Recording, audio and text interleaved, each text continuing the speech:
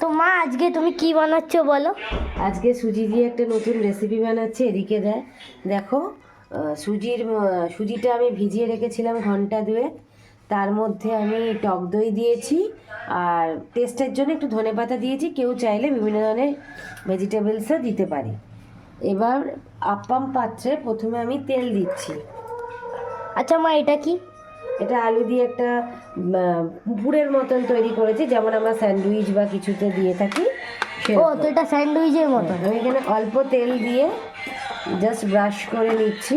এটা খুব তেলে রান্না হয় না, এই জন্য কোনো অসুবিধা নেই, সবাই খেতে পারে। দেখতে পাচ্ছ বন্ধুরা, রেসিপিটা ঠিক করে দেখো। আগে আমরা দেবো এই ধনে এই যে এই জিনিসটা বানিয়েছিল সুজি দিয়ে ব্যাটার দেবে। ব্যাটারের একটা হালকা লেয়ার দিলাম।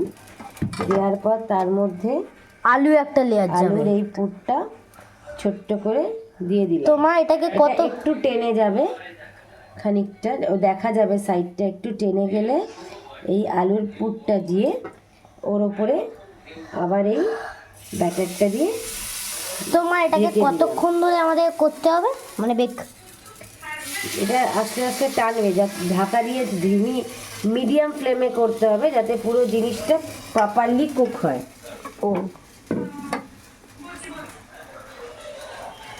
দেখতে পাচ্ছ বন্ধুরা,